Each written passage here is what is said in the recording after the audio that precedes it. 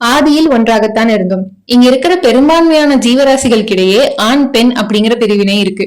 ஒருத்தருக்கு ஒருத்தர் சுவாரஸ்யமாகவும் தேவைக்காகவும் இருக்க வேணும் அப்படிங்கிறதுக்காக தான் ஆண் கிட்ட இல்லாதது பெண்ணுக்கும் பெண் கிட்ட இல்லாதது ஆணுக்கும் வைக்கப்பட்டிருக்கு.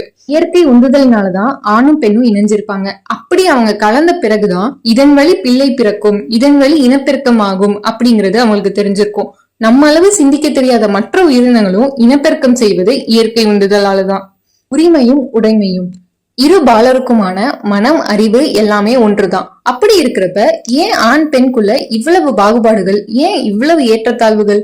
ஆண் பெண் இருவருமே ஒருவரை ஒருவர் முழுமைப்படுத்த வந்தவங்கிறத மறந்துட்டு பல நூற்றாண்டு காலமாக பெண்களை இரண்டாம் தர குடிமக்களாகவே இந்த உலகம் நடத்திட்டு வருது. இன்றைக்கான உணவை அப்பப்ப கண்டுபிடிச்சு சாப்பிட்டுட்டு இருந்த காலம் போய் என்னைக்கு நாளைக்கான உணவை மனுஷன் சேர்த்து வச்சானோ அன்னைக்குதான் தான் சேர்த்து வச்ச உணவை தன் பிள்ளைகள், அதாவது தன் வாரிசுகள் அனுபவிக்க வேணும் அப்படிங்கிற ஆசை மனுஷனுக்குள்ள எழுந்துச்சு.